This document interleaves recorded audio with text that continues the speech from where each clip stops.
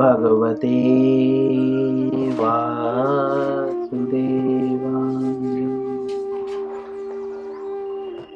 ओम नमो भगवते वासुदेवाय। ओम नमो भगवते वासुदेवाय।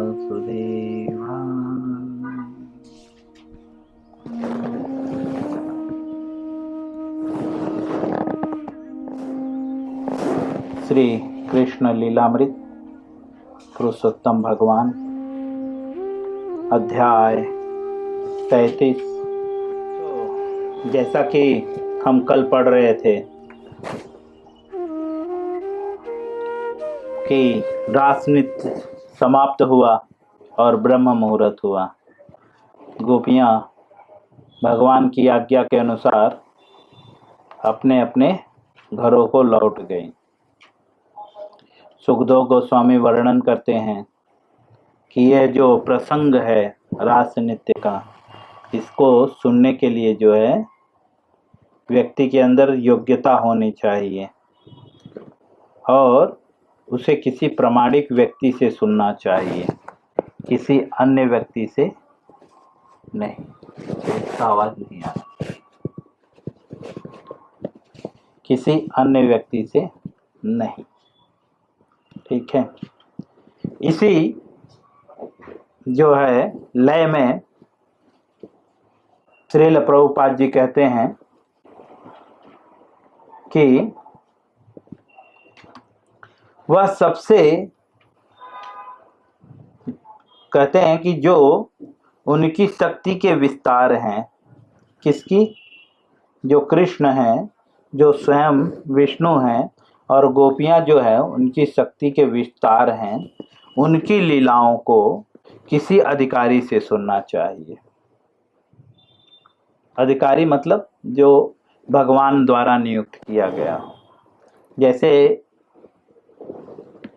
कोई कंपनी है, जब तक मुझे उस कंपनी वाले ने नियुक्त नहीं किया है तब तक मैं उस कंपनी का अधिकारी नहीं हो सकता। आजकल सब लोग भगवान के अधिकारी बन चुके हैं, स्वयं को बिना किसी के नियुक्त किए गए। चैतन्य महाप्रभु स्पष्ट रूप से कहते हैं कि मनमानी ढंग से प्रचार नहीं करना है। इसीलिए चैतन्य महाप्रभु बोलते हैं आमार आज्ञा गुरु होइया, मतलब मैं जिसको आज्ञा दूंगा अगर वो गुरु होगा तो बोलते हैं तारे ये देश, तब जाकर वो इस संसार को तार सकता है। जा रे देखो तारे कहो कृष्ण उपदेश, चैतन्य महाप्रभु बोलते हैं। चैतन्य महाप्रभु यही बोलते हैं मेरी आज्ञा से गुरु होना है। और यहाँ पे सुखदेव गोस्वामी भी बोल रहे हैं किसी अधिकारी से सुनना चाहिए। तो अधिकारी का मतलब जैसा कि मैंने उदाहरण दिया कि अभी कोई टाटा में काम करता है, तो जब तक टाटा वाला मुझे ऑथराइज नहीं देगा तब तक मैं टाटा में कंपनी में जाकर भी टाटा का अधिकारी बन सकता हूँ? नहीं बन सकता, है ना। या मैं टाटा कंपनी में घूमता रहूं, मैं बोलूं मैं टाटा का अधिकारी हूं, तो मैं झूठ बोल रहा हूं ना, फ्रॉड कर रहा हूं मैं, है ना। बट आजकल ये संसार में यही हो रहा है। कृष्ण ने उन्हें नियुक्त नहीं किया है और वे जो है खुद को बोलते हैं हम कृष्ण द्वारा नियुक्त किए गए अधिकारी हैं। ऐसे छलिया अधिकारियों से दूर रहना। अधिकारी का तात्पर्य जो परंपरागत हो, अर्थात भगवान ने उनको नियुक्त किया। जैसे हम टाटा में कैसे नियुक्त होंगे? टाटा बिरला तो आकर नहीं हमें बोलेगा ना कि आप हमारा कंपनी ज्वाइन करें। टाटा ने कुछ मैनेजर्स को रखा है जो मैनेजर हमें सेलेक्ट करके हमें ऑथराइज लेटर देते हैं। उसी प्रकार से भगवान ने ब्रह्मा जी ने नारद जी को अधिकार दिया, नारद ने व्यास को अधिकार दिया। इस परंपरागत वह अधिकार श्रील प्रभुपाद जी को प्राप्त हुआ। प्रभुपाद जी को भी उनके गुरु महाराज ने आदेश दिया, तुम्हें जाकर प्रचार करना चाहिए क्योंकि तुम बहुत पढ़े लिखे लग रहे हो। प्रभुपाद जी ने उनके शिष्यों को और उनके शिष्यों ने अपने शिष्यों को आदेश दिया। इस प्रकार से जो अधिकारी होते हैं, इस प्रकार से जो नियुक्त किए गए हैं, ऐसे व्यक्ति से जो है हमें भागवत कथा सुनना चाहिए या भगवान श्री कृष्ण के रास नृत्य के विषय में स्पेशली उन्हीं के मुख से सुनना चाहिए। श्रील प्रभुपाद जी आगे कहते हैं, ऐसे लोगों से सुनने से फायदा क्या है? बाकी लोगों से सुनने से नुकसान क्या है और ऐसे लोगों से सुनने से फायदा क्या है? डिफरेंस क्या है? कैसे पता चलेगा? तो श्रील प्रभुपाद जी कहते हैं, जो व्यक्ति अधिकारी से सुनता है उसके अंदर परिवर्तन क्या आता है? तो बोलते हैं वो सबसे बड़े भयानक रोग से, काम से मुक्त हो जाता है। जब भयानक रोग से मुक्त हो जाएगा तो सर्दी खांसी बुखार ये तो उसके लिए आम बात है।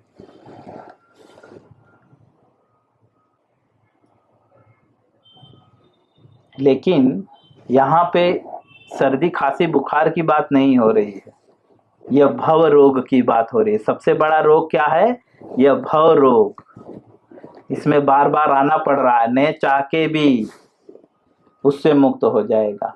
अब यहाँ पे दूसरे शब्द में श्रील प्रभुपाद जी ये समझाना चाहते हैं, जो कोई भी प्रामाणिक भक्तों से या किसी प्रामाणिक प्रतिनिधि से या किसी अधिकारी से जो भगवान द्वारा परंपरागत नियुक्त नहीं किया गया है, ऐसे व्यक्ति से अगर आप श्री कृष्ण के लीलाओं के विषय में सुनोगे तो आप भयानक रोग से मुक्त नहीं बल्कि भयानक रोग में फंस जाओगे, गिर पड़ोगे।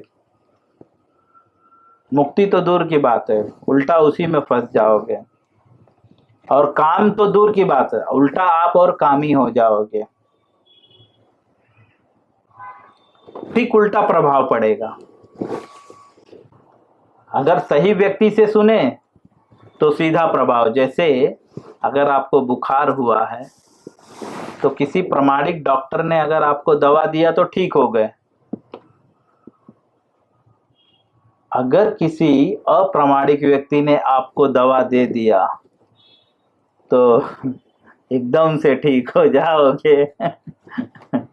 शरीर भी छोड़ना पड़ सकता है, साइड इफेक्ट्स हो सकते हैं, एलर्जी हो सकती है, इन्फेक्शंस हो सकते हैं, दुनिया भर के, आपको मृत्यु की भी दर्शन हो सकते हैं।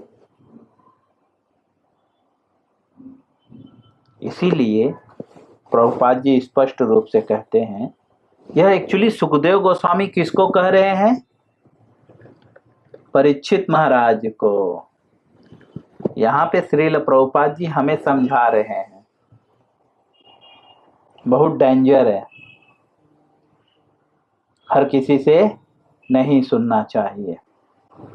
आगे श्रील प्रभुपाद जी लिखते हैं, यदि कोई सचमुच लीलाओं को सुनता है, सचमुच रास लीलाओं को सुनता है, तो विषयी जीवन की काम वासनाओं से मुक्त हो जाता है।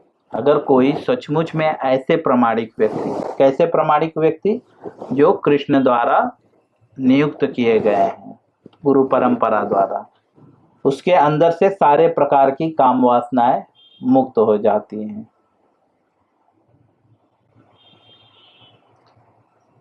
यह भगवान की लीलाओं को श्रवण करने का बेनिफिट है। आगे और क्या फायदे हैं? इसका ठीक उल्टा भी है। अगर प्रामाणिक व्यक्ति से नहीं सुने तो आप विषय वासनाओं से मुक्त नहीं, काम वासनाओं में लिप्त हो जाओगे। उल्टा रिएक्ट कर जाएगा। इसीलिए प्रामाणिक व्यक्ति से सुने। आगे कहते हैं, चूंकि लोग और आध्यात्मिक ज्ञान के पद परम पद को प्राप्त होता है। आध्यात्मिक स्तर पे परम पद मतलब सर्वोच्च अवस्था, गौलोक को जाता है। परम पद जो है गौलोक है।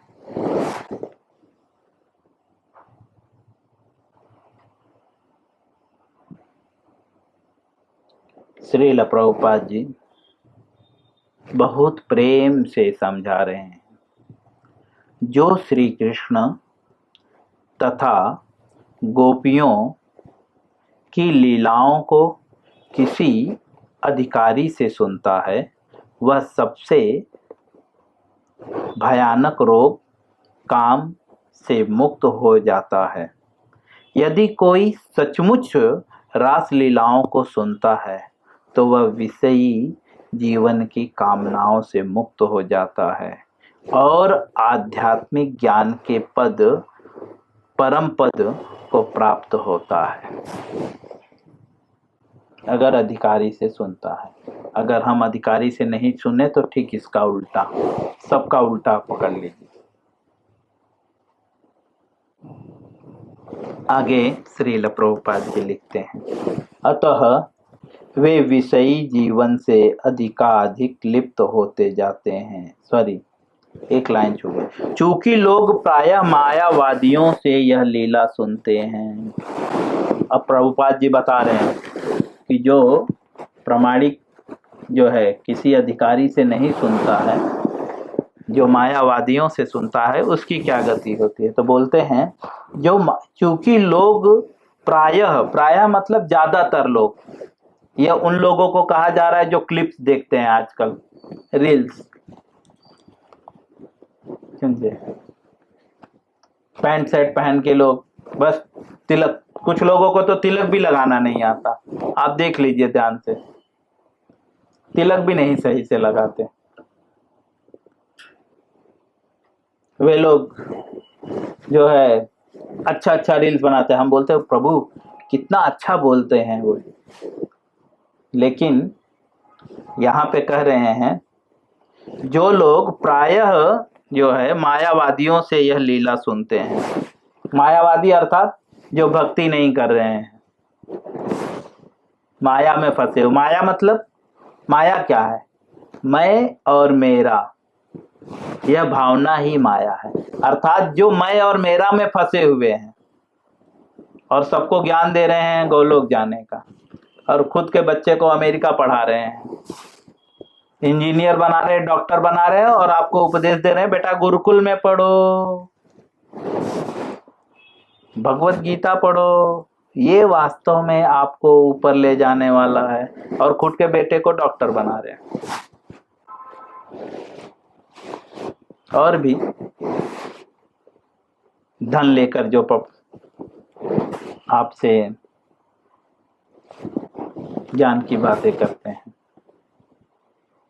मायावादी ही मतलब जो माया में है, मैं और मेरा में ही लिप्त है।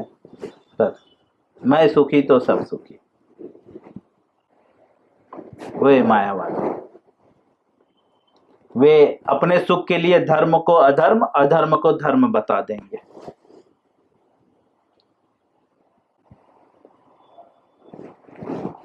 मायावादी के बहुत सारे अर्थ हैं। प्रभुपाद जी बहुत सारे लोगों को किसी को नाम लेकर इंगित न कर कर उन्हें मायावादी शब्द से संबोधित करते हैं। तो जो लोग मायावादियों से, प्रायः लोग मायावादियों से यह लीला सुनते हैं और वे स्वयं मायावादी हो जाते हैं, वे लोग भी मायावादी हो जाते हैं। और क्या बोलते पता है? प्रभु जी दिन भर भगवान के मन में मेरे दिन भर चल रहा है मंत्र, दिन भर मंत्र चल रहा है। काश भगवान ऐसी अवस्था हमें भी दे दे। मैं उनको यही बात बोलता हूँ, काश ऐसी अवस्था हमें भी दे दे। हमारे मन में माला लेकर भी नहीं राम नाम चलता है, उनके मन में बिना माला लिए राम नाम चलता रहता है। तो ये लोग मायावादी हो जाते हैं। ये लोग जानते हैं मैं झूठ बोल रहा हूँ, मूर्ख बना रहा हूं। तो ये लोग खुद भी मायावादी हो जाते हैं। और नुकसान क्या है? सिर्फ मायावादी हुए, इसमें ज्यादा नुकसान नहीं हुआ। नुकसान क्या है वो बताते हैं। बोलते हैं, अतः वे विषयी जीवन में अधिक से अधिक लिप्त होते जाते हैं, क्योंकि मायावादियों से भगवान की लीलाओं के विषय में श्रवण करने से क्या होता है? बोलते हैं अधिक से अधिक वो विषय वासनाओं में लिप्त होते जाते हैं। और क्या होता है? बोलते हैं बद्ध जीव को रास लीला नित्य किसी प्रामाणिक गुरु से सुनना चाहिए। तभी बोलते हैं जो बद्ध जीव है वो अगर ऐसे नहीं तो क्या होगा? अधिक से अधिक जो है विषयी जीवन में लिप्त हो जाएगा। और विषयी जीवन में लिप्त होने का नुकसान क्या है? तो विषयी मतलब इंद्रियां हैं, इंद्रियों के जो विषय हैं इसी में लिप्त हो जाता है। और फिर उसके बाद उसको बार बार जन्म लेना पड़ता है, बार बार मरना पड़ता है। कभी कुत्ता, कभी बिल्ली, कभी सुअर भी बनना पड़ेगा।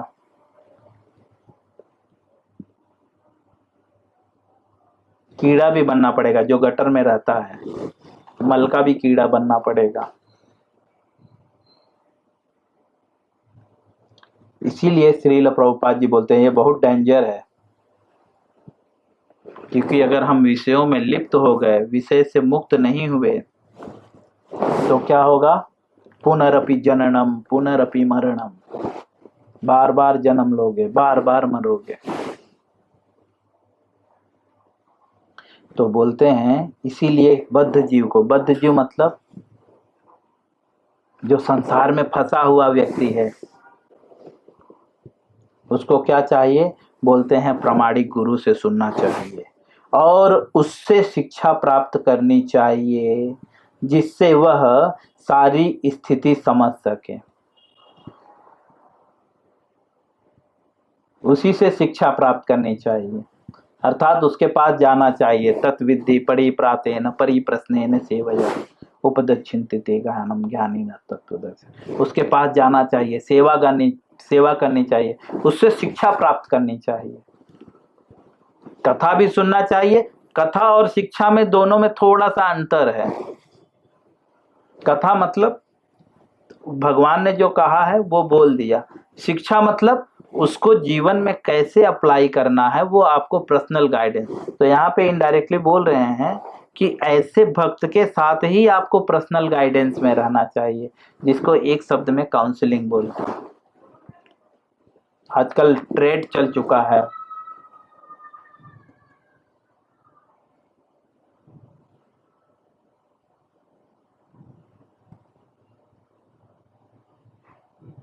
काउंसलर ही टेंशन में रहता है। एक आए थे, बोले हम छोटे बच्चों की काउंसलिंग करते हैं, स्कूल में काउंसलर हैं हम। और उनके पति के साथ उनका डेली झगड़ा, प्रैक्टिकल है, डेली पति पत्नी का झगड़ा। और वो पत्नी जो है स्कूल में काउंसलर है। खुद के झगड़े को सॉल्व नहीं कर पा रही है, दूसरे के झगड़े को ठीक करने चली है। तो बता रहे हैं कि ऐसे लोगों से काउंसलिंग नहीं लेना चाहिए। काउंसलिंग कैसे लोगों से लेना चाहिए? तो यहाँ पे बता रहे हैं जो प्रामाणिक गुरु है। प्रामाणिक गुरु कौन है? जो गुरु परंपरागत है, जैसा भगवत गीता में बताया गया है। गुरु परंपरा, उस परंपरागत आने वाले ज्ञान को ही प्राप्त करना चाहिए, जिससे वह सारी स्थिति समझ सके।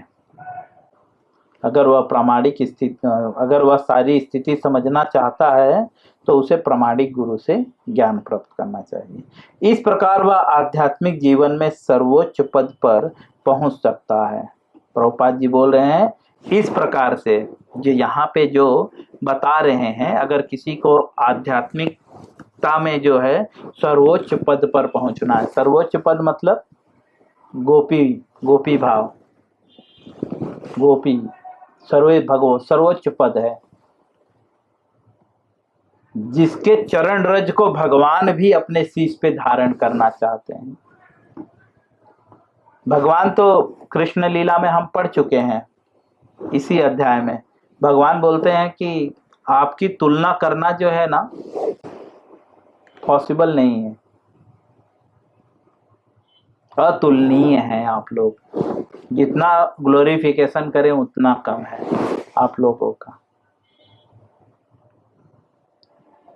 यह गोपियां भक्ति में सर्वोच्च पद में थी, इस संसार में उससे ऊंचा पद किसी का नहीं है। तो इसीलिए प्रभुपाद जी कहते हैं यदि आध्यात्मिक जीवन में सर्वोच्च पद को अगर आप प्राप्त करना चाहते हो तो आपको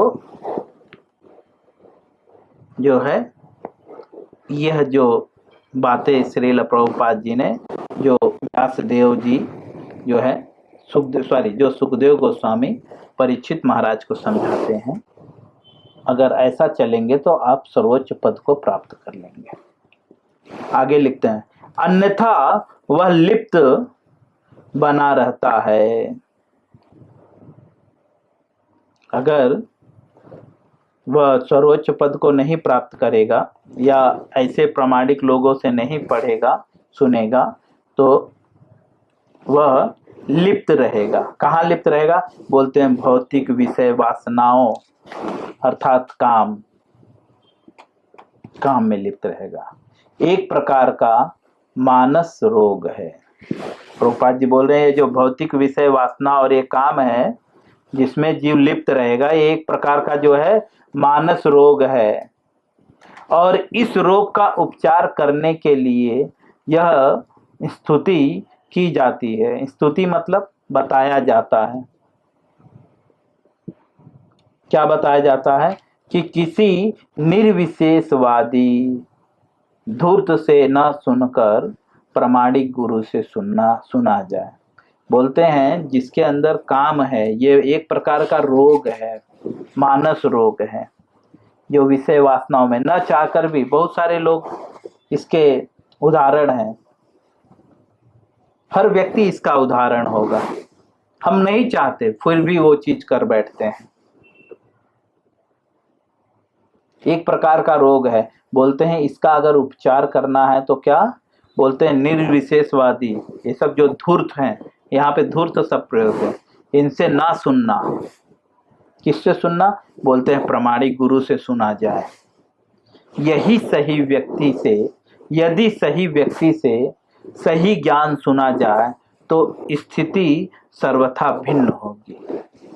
प्रभुपाद जी बोलते हैं अगर सही व्यक्ति से सही ज्ञान सुना जाए तो स्थिति सर्वदा भिन्न होगी। सर्वदा और भिन्न मतलब जो आपने कभी सोचा भी नहीं होगा, उससे भी बेस्ट होगी आपकी स्थिति। इस प्रकार श्रील प्रभुपाद जी ये पैराग्राफ पूर्ण करते हैं। मैं यहीं पे विराम दूंगा, इसके आगे मैं कल पढ़ूंगा। हरे कृष्णा।